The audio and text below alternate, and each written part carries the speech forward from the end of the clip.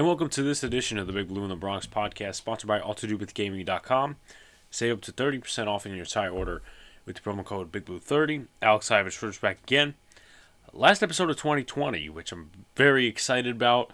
Going into a new year with the next episode. Going to be really fun. I think I might have Jordan on to celebrate the new year. And hopefully, with the new year, with a better year, we could go to the playoffs. We'll see what happens next Sunday. But for right now, we have to recap what happened this last Sunday. Unfortunately, the Giants lost to the Ravens 27-13. I didn't think it was going to be that bad. I had some suspicion because the last 2 weeks we really haven't played well. And it's not like a loss where you could say, oh, it's a Dallas loss, it's a Philly loss, it's a Bucs loss where you were in the game. We were not in the game this one. And the offensive struggles, they've been the same all season. The defensive struggles in this one, we're going to talk about that. Trust me, there's a lot to uncover. And I'm not going to say I'm this analytics guy that's going to go over this, and this stat. But going from the eye test and knowing from past games and from my past complaints, you know, some of the same stuff has come up. So, again, we'll talk about it. So let's go into the positives. Despite being sacked 6 times, Daniel Jones, 1 touchdown, 24 for 41, 252 yards, 44.2 quarterback rating, and a passer rating, I believe, of 84.6. So he played really well. And other than maybe the one play where he threw a slant to Slayton and was almost intercepted, did really well in my opinion. I mean, yeah, 17 incompletions, but that's not all on him. It's not all on the receivers, and it's not all on the offensive line. It's the offense as a whole. Excuse me, I know I'm adjusting this if you're watching on YouTube, but it's not all his fault. And we've been saying this forever, and I know I've been a big Daniel Jones defender, but I will admit, you know, when he's been wrong. Against the Cardinals, 2 sacks were on him. Offensive line still gave up 6 sacks. Let's go to the receivers now. Sterling Shepard and Evan Ingram. Both had nice games. Ingram, I think he has like some type of leg injury now. I hope he does play next week against the Cowboys because that's where he really shines. I mean, 2 years ago, he really shined against the Cowboys when we were just playing for, you know, whatever, wins or whatever at the end of the season because we were eliminated. We lost 36-35, but he played really well. He got a touchdown that game. The last game against the Cowboys, he got a touchdown. And I don't remember if he got a touchdown the year before, but, you know, it really doesn't matter. He also got a touchdown against Dallas in 2018 when we went over to Jerry World, and we got sacked 7 times, but that's not the point right now. He did really well. Just speaking off of Evan Ingram, 7 receptions, 65 yards, as long as it was a 15-yard reception. And let's go to Sterling Shepard. He's one of my favorite players on the team. You cut out the injuries, you put a wide receiver 1 next to him, he'll be fine. He's a good red zone target. This was his first red zone touchdown since the game against Philly, and I believe week 7. He's good. Is he wide receiver 1? No. He's a good slot guy. And always either in a struggle, not a struggle for the offense. He's always there when you need him. I mean, he's not going to be that guy. Goes out 100 yards every game. But he'll get 50, 60, 70 yards. This game, 9 receptions, 77 yards, 1 touchdown. 12 targets, 9 receptions. Either 3 were drops or whatever. That's pretty good. Got to go out and see the catch rate, but again, another nice surprise. First time he was activated all season. Dante Pettis. You know, we're questioning, why aren't you activating him? With Golden Tate out, they activated him. Nice surprise in the offense. 2 receptions. Let's see. 2 receptions, 33 yards. 16.5 per reception. Yeah, it's 2 receptions.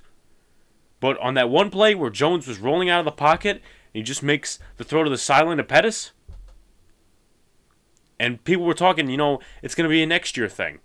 If he could do kick returns and do what he did catching in the offense on Sunday, he's going to be a part of the future of this team. I'm very excited. And I wasn't, you know, necessarily, I would say, excited as I am now when he was brought over. I said, you know what? Okay, wide receiver. I everybody pretty much was hyping around him and saying, you know what, he's a guy from San Francisco who didn't necessarily make it. I think he was a second-round pick. But let's see what we got in him. 2 receptions, 33 yards. And when Gallman got a reception out of the backfield, Darius Slayton, we'll talk about him later. I'm really disappointed. But, you know, that's been the mainstay emotion for the Giants fans all season. And despite the O-line giving up 6 sacks, Gates, Thomas, and Zeitler played well in pass protection, in their running game when they did run it. Because we'll get to that. Now, let's go to the negatives. The run defense, they took a big fucking blow. And I don't curse a lot, and I try not to. But let's talk as this was their worst game all season. Because right from the get-go, now the Giants kicked off, so they got it back in the second half. The offense had like 1 or 2 drives in between, but it was 17-0 going into the second quarter, I believe. Is that the way you want to give your offense? And I understand. I've been on the defense's defense for the past couple of weeks now and saying, you know what, this defense working really hard, Patrick Graham, and the offense isn't working, Jason Garrett's not fixing anything, this is how we lose ball games. Well, I'm sorry, but the offensive struggles are very consistent, but the defense here, and I'm not saying we would have won this game, but the defense absolutely, in my opinion, gave the offense, in the first half at least, a no chance to win. I'm sorry. What was the score coming out of the half? It was like 20-3. Something like that. 20-6. Something like that. I think it was 26 at halftime. Either Daniel Jones throws an interception or something like that. 20-6 is not a good score, either way, to be coming out of the half. And I get it. You could receive. That's fine. But you don't want to be down by that much. By 2 scores. And that's what we lost this game by. 2 scores. Got 1 touchdown. Yeah. Defensive struggles. How many yards on the ground? 240. On, I believe, 40 carries. At least I think so. So let me take a look right now, because I'm pretty sure that is the stat. Let's see. 249 yards on 40 carries, 6.2 per carry, 1 touchdown. That was by J.K. Dobbins. Gus Edwards, 15 rushes, 85 yards, 5.7 per carry. Lamar Jackson, obviously, weapon out of the backfield. 13 rushes, 80 yards, 6.2 per carry. And J.K. Dobbins, 11 rushes, 77 yards. Again, that's 7 yards per carry, but averages out to 6.2 with all the rushers. What is the strength of the Giants' defense this year? Where is it? It's in the running game. And Blake Martinez said in one of the press conferences or something like that, it was either Monday or it was today, we got, bamboozled basically by the pre-snap motion. Guys, you're supposed to be game planning for this. The Ravens are one of the most dynamic running games in all of football. Now, mind you, they're 31st in passing offense, but that probably went up. Who knows? They're 31st in passing offense. But you still can't just, sit there and say, oh, we were bamboozled by pre-snap motion. Either it's coaching, either it's Patrick Graham. I saw a lot of people going after Patrick Graham. Okay? Now, I don't know if it's him. I don't know if it's the personnel. There are 2 players that I will point out, 3 maybe, but 2 definitely I will point out as players who played horrible on defense in this game. Just from overall looking at it. Those 2 players, Tate Crowder and Isaac Yiadom. Now, earlier in the year, I was saying, you know what, Yiadom is not the second corner. I was ranting on him. Okay? I gave him a break in the last couple of games. I said, you know what, he's a corner 2 for us right now, but he's not going to be that way for the rest of his career. He's just a depth guy. I would like to bring him back. And it's not the passing game that really affected me. It's the running game. By his size, he's a weak tackler. And what did Carl Banks say? Now, this is obviously something I just pulled out of my ass, and a lot of you guys won't remember. When the Giants were trying to get corners in the 4th preseason game against the Patriots in 2018, they had Eli Apple and Janoris Jenkins. possibly be W. Webb. But what did they need? A tackling corner. What's been the most detrimental thing to this defense in the past couple of years? Not just coverage, missed tackles. Not stopping the run. Bleeding. And I'm sorry, Isaac. Darnay Holmes has this problem too. But we invested a 4th-round pick in Darnay Holmes. That's different. He didn't play any snaps for some reason. I would like to get an answer on that after I'm done recording this. But just the personnel or something. I feel that it was on the players on the defensive side. Could it be the coaching? I'm not going to rule that out. But he's a weak tackler with his size. How many missed tackles? I'm not going to sit here and say he's Curtis Riley, because he's not. He doesn't ruin games. He doesn't give up touchdowns by missed tackles. But there were a couple missed tackles in this game that he should have got a hold of. The next one, Tate Crowder. He had another bad game in the tackling. Again, what I'm going to say here and what I'm going to point out on the defensive side is mostly in the run game, because that's what killed us, which was the running game. And I said in the week, I said, you know what? Maybe we stop them in the running game. Maybe we stop them in the passing game. It turned out to be that the running game killed us. And you could go back and look at the stat sheet and say, oh, well, Lamar Jackson only passed for like 186 yards.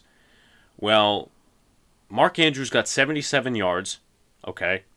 To add to that, it must have been short passes, because there was no deep balls. That's what the Ravens offense is. Cute, small passes, and a major part in the running game. I said before the week, I said, look, the last 3 weeks, 39% pass rate, which is probably the least in the NFL. Mark Ingram, he was a healthy scratch for some reason. I don't know why. But you still have to look at the options in the backfield. J.K. Dobbins, Gus Edwards, Lamar Jackson himself. Tate Crowder looked like Mr. Irrelevant out there. David Mayo, he was on the edge for some reason.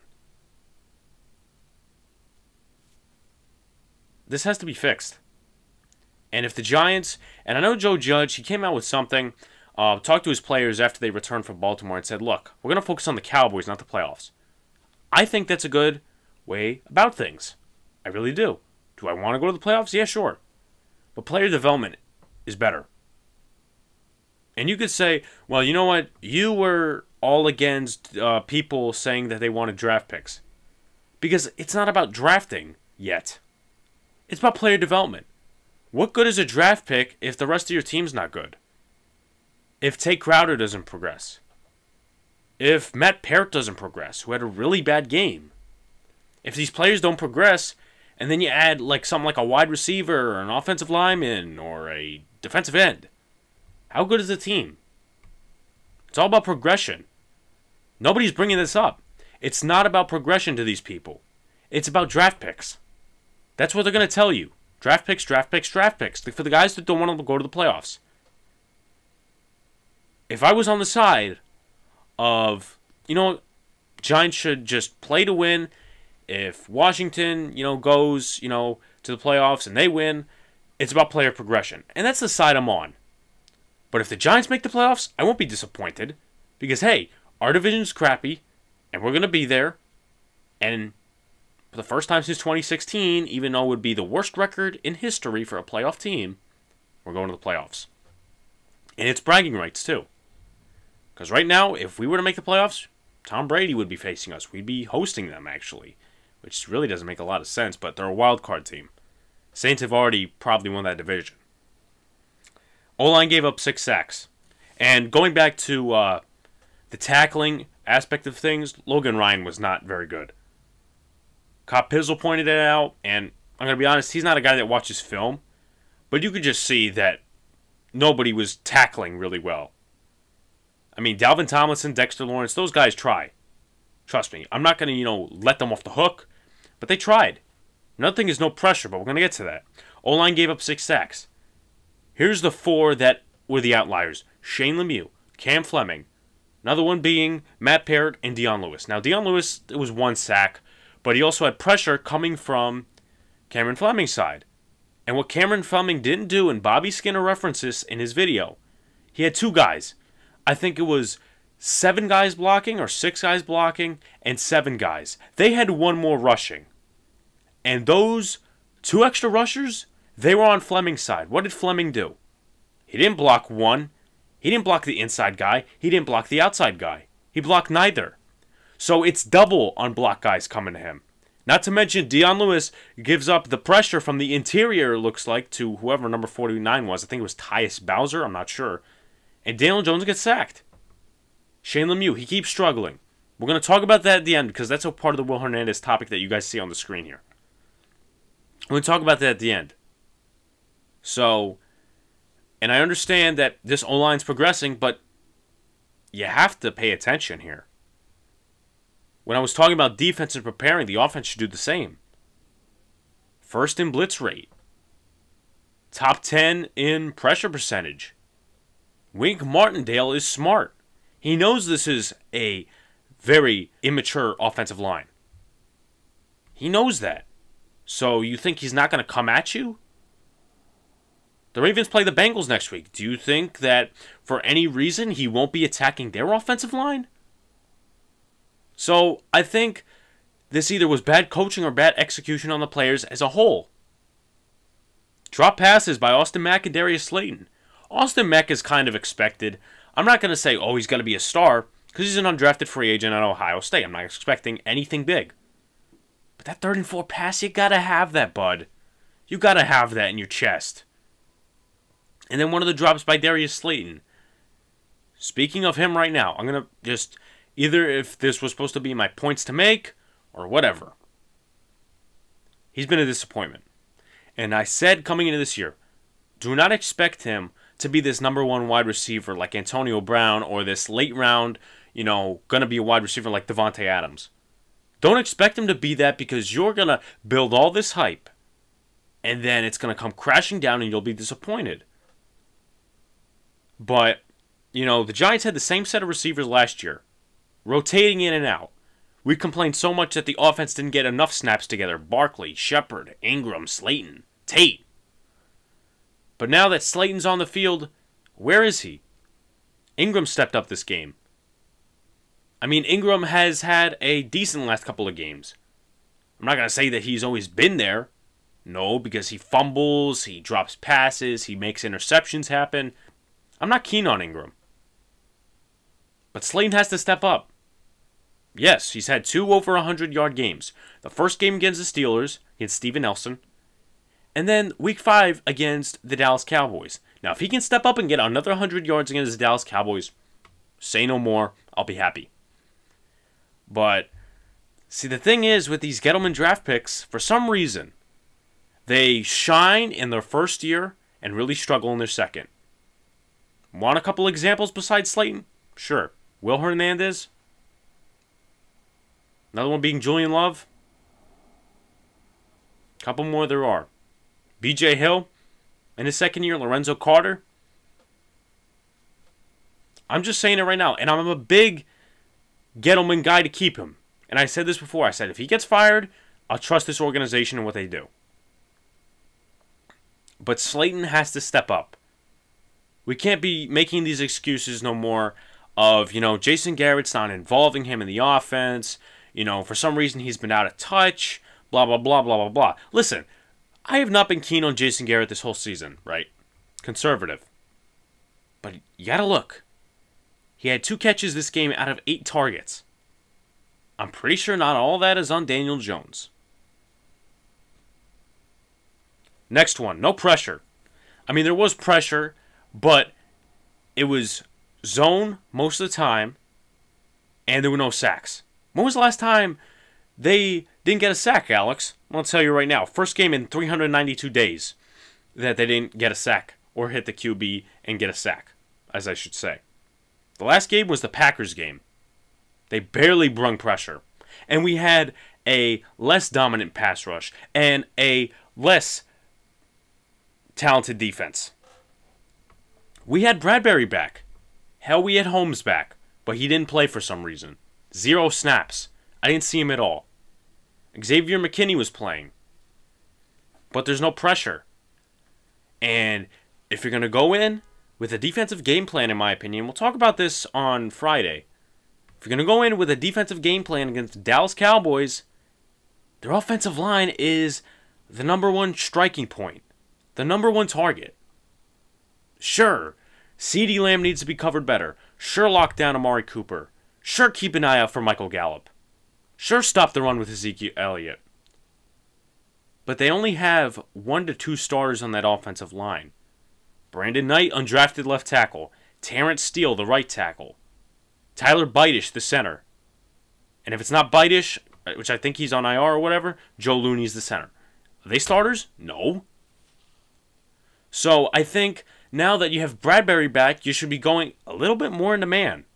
Or at least zone blitzes. Because you don't put pressure on the quarterback, they have all day to throw, and they can throw in zones.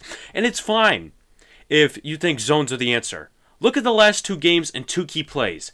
Isaac Yiadom, that touchdown to the end zone for either Marquise Goodwin or it was Dez Bryant. To the left side of the end zone. Yiadom was in the wrong spot at the wrong time. Game before that, the Browns game. Devontae Downs wandering in the end zone, wide open Austin Hooper. In my opinion, and listen, if they're not good in zone, who knows if they'll be good in man. But it's about personnel also. Why are we sticking Devontae Downs out there? Why, in this situation, are we doing that with him in zone? Why, if we have Tate Crowder? Why, if we have Blake Martinez? And I understand we don't have a sufficient coverage linebacker. That's why I wanted Isaiah Simmons in the draft. Because I was a little bit worried. But we have to stick with Yiadom for right now. They're not going to activate Ryan Lewis. He's done for the season. Even if he's ready and he's ready to go. No, unless the playoffs happen, he's not coming back. Devonta Freeman, he's probably not coming back. But I still would a little bit attack the game plan. And listen, I never played professional football, so I'm never going to be inside of it. I probably know baseball better than I know football because I've played baseball. But please, stay off this zone stuff a little bit. Understandable if you can't trust them and it's the Browns game where Bradbury's out. But now you have a Ravens team that runs the ball more, barely passes it, and now you're still playing zone defense with James Bradbury back. And I understand Kyler Fackrell's not there, even though he wasn't really impressive this season, or at least the later part before he got injured. I get that. Leonard Williams is up the middle. Put guys in the blitz. Put pressure on the quarterback. You do that with Dalton. How many times was he sacked in Cincinnati? He had the lack of talent around him. How many times was he sacked? He's going to be running for his life, and he'll make stupid decisions. Because he's the full-time starter right now, even if they go to the playoffs. Dak Prescott's not coming back. But what I'm saying is, put pressure on the quarterback, and you'll be fine. Coverage on the back end is always important, because those two work together. Pass rush and coverage. But you know what? Can we please come out of the zone a little bit? Please. Because Ezekiel Elliott has not really been the rusher all season. Yes, they just tore up the Eagles. But I think we're a better defense. And Patrick Graham is a better coach. He's not a scumbag like Jim Schwartz. Now, I don't know if I referenced it earlier. I'll reference it. Giants, let's see. How many times did they run the ball? We're going to mark it down right now. 12 rushes for 54 yards, 4.5 per carry. The per carry stuff is not really, that unimpressive. They ran it 12 times. Why did they run it 12 times, Alex? Well, let's see. Down 17-0 in the second quarter. They had no position to run it. Yes, you could maybe argue the first drive. Maybe you could argue the next drive. But they were down so much that they had to get back somehow. And with the number one rushing defense on the opposing side, I don't think that was the game plan. And I didn't think Jason Garrett was that bad of a play caller this game. But can't be in that situation, and you can't run the football properly if your defense does not give you a chance. Let's go to the points to make here. Now, the defense has carried this team throughout the rest of this. Now, the defense has carried this team throughout the season. Everybody knows that, aside from like maybe 2 games. Also known as well as probably, the 49ers game, but that's not the point right now. But the defense didn't do him any favors this game. Take a look at the time of possession. Baltimore, 35-09, compared to New York Giants, 24-51. And I understand this is an offensive league. Trust me. Madden depicts that all the way. I've seen games around the league that depict that. But for the defense, it's collapsing slowly. And it started collapsing this game, especially in our strength, the running game. So next week, maybe not, we compose a good game plan against Dallas on offense. But you have to be prepared, in my opinion, for either situation. Whether the offense comes out of the gates running, or the offense is stale, doesn't do anything at all. In the past, people used to say defense wins championships. Right now, this is possibly a couple steps away from a championship caliber defense. You look at the last game, you don't think so. Honestly. Wide receiver 1 is needed. Sterling Shepard, he's not a wide receiver 1, he's a slot receiver. But every game, he puts up 50, 60, 70 receiving yards. You have a good playmaker, a wide receiver 1 like Jamar Chase, Devonta Smith, Jalen Waddle, any of the other guys out there, Rashad Bateman. And I don't talk about the offseason a lot when in season. But that's a need for the Giants. Slayton has been a disappointment. I mentioned this in the beginning. And I said it was going to be my points to make. 52.2 catch percentage, which is 4.9 down from last year. And he's got 6 drops. Those you would see in a rookie. He's a late round pick, but those you would see in a rookie if they got extended snaps. So, listen, am I saying cut Slayton? Absolutely not, because that would be stupid. Slayton can be a playmaker whenever he is put in the position on occasion. But is he your number 1? Absolutely not. Wide receiver 2, wide receiver 3. Especially when Golden Tate possibly gets cut in the offseason. Should the Giants reconsider possibly cutting Kevin Zeitler because Shane Lemieux has given up 5 sacks and 8 starts? That worries me, honestly. And I've been saying this whole time, look, if you guys want to, meaning the Giants, if they want to re-sign Leonard Williams, if they want to re-sign Dalvin Tomlinson to a hometown discount, you're going to have to get rid of some guys. Kevin Zeitler's on that list. Even though we traded for him in the Vernon trade. This offensive line, it's coming together, but Shane Lemieux. And this is not unnormal to see struggles from a rookie, especially one that's drafted in the 5th round. What was his Achilles, what was his biggest issue? Pass protection. What's his biggest issue right now? Pass protection, 5 sacks. And we're going to talk more about that in the Will Hernandez topic. With more snaps, and everyone knew, Matt Parrott would struggle. Matt Parrott is not a perfect tackle. He could be a starter on the right side. I'm just a little bit worried, though. And Bobby Skinner was pointing out something with his hips, and I'm not a lineman, so I won't know that, but I trust him. And that's probably been going on all season. And he's given up 2 sacks last game, and he gave up a sack against Arizona, I believe. Daniel Jones, though, kind of held on to it for too long. But I'm kind of scared, in my opinion.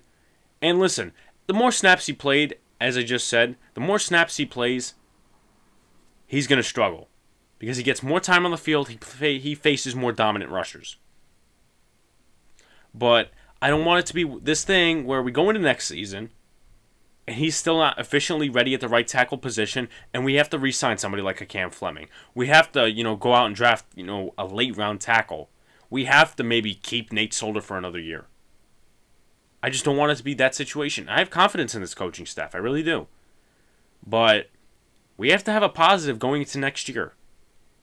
And one thing I don't want to see is DeMarcus Lawrence bullying this offensive line. Because as of right now, with Everson Griffin gone, he's their only dominant rusher, other than Aldon Smith.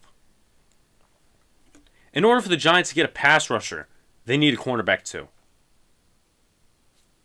There you go. Cornerback 2 is on the list no matter what. But if you have a dominant rusher and you have a smart quarterback who gets away from the pressure and throws it and targets that second cornerback like Isaac Yiadom, who is undersized, it's not going to work. Both need to work together. And especially, as I mentioned before, Isaac Yiadom, in my opinion, he's on a one-year rental, even though we traded a 7th-round pick for him. Can't look at that and say, oh, Gettleman, this, that, and the other thing. Yes, cornerback 2 was a need. Maybe he should have assessed that better. DeAndre Baker also happened at the same time. But then again, we can't count on him just to be like this breakout player in the second year. Yiadom is a one-year rental, in my opinion. He's a weak tackler. And going back to what I said about Carl Banks, you need a corner that can tackle. That's what he said in that 4th preseason game 2 years ago. You need a corner that can tackle.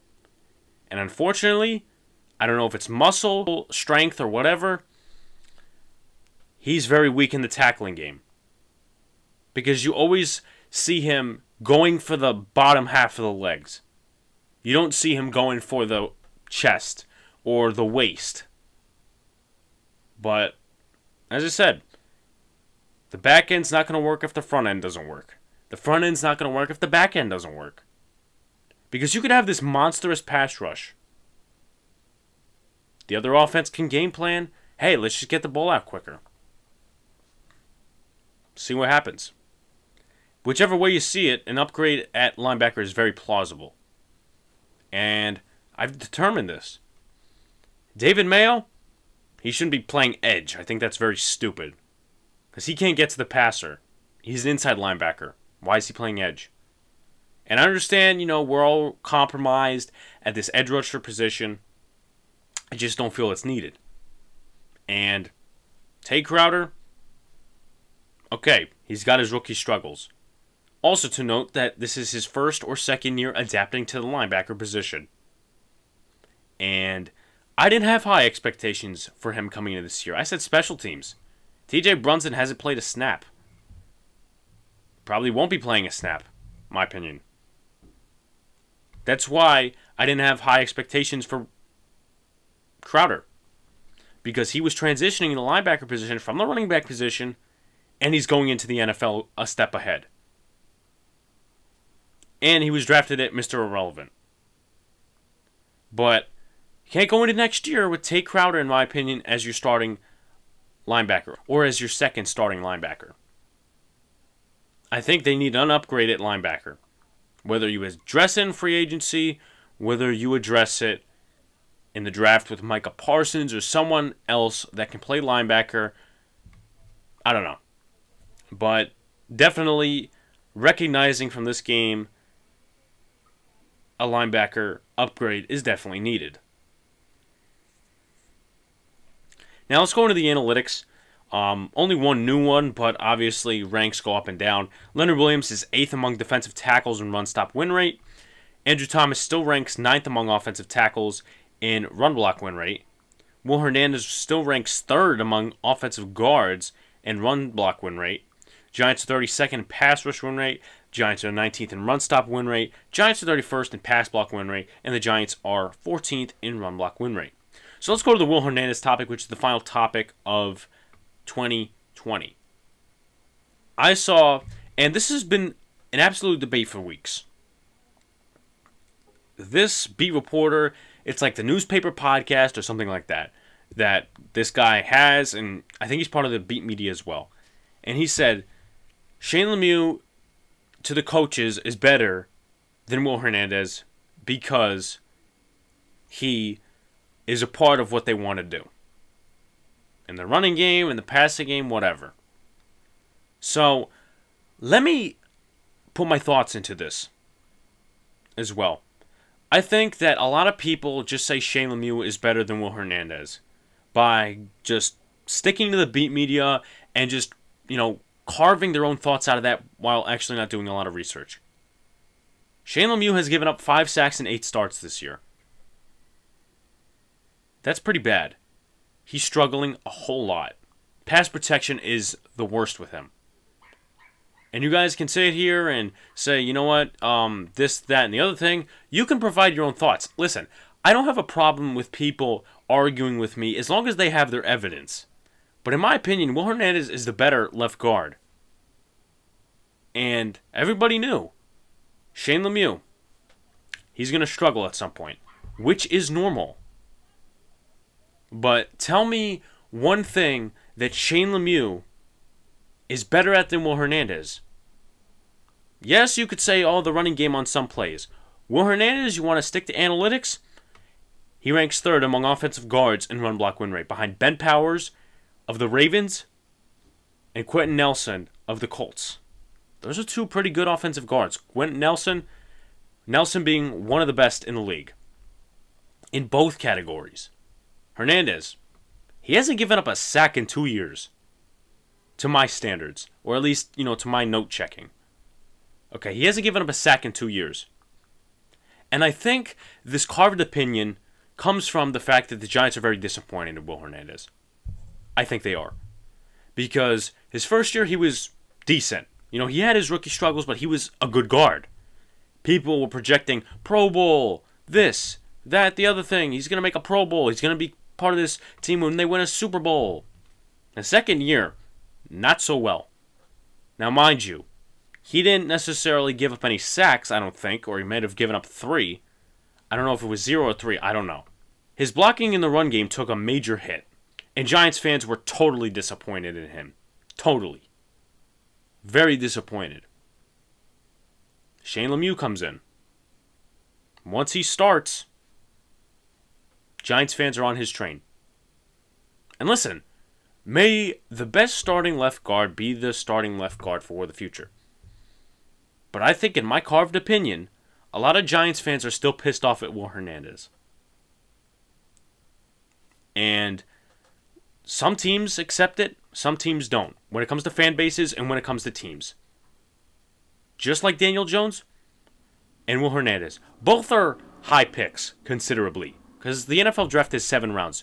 Jones was selected in the first. Hernandez was selected in the second and was possibly going to be a first-round pick, according to draft analysts. But teams accept it these days. Both of them, and I'm talking about Daniel Jones and Will Hernandez, are not going to be stars. May not be stars. You could put everything around him, they could be just game managers. Talking in the face of Daniel Jones. But when I'm talking about Hernandez, and if you want to set it equivalently to what a quarterback would be, Hernandez, 16-game starter, is not awful, is not powerful, is not a Pro Bowler, but he's a solid starter that gives you 16 games every season. And you know what? I'll take that. Honestly. Am I a little bit disappointed in Will Hernandez? Why not? But would I rather take a starter that's average at second-round value and have him contribute 16 games of the year in both sides of the aisle in pass protection and in run blocking, rather than an offensive guard who shines on occasion, either is really bad in both sides of the aisle and gives you 16 games, or he's good and he gets injured all the time. I'll take my chances with Will Hernandez, thank you very much. And this is not a knock on Shane Lemieux. Trust me, it's not a knock on him at all. But you know what? Let's just face the facts that Will Hernandez is average, and let's stick to our facts.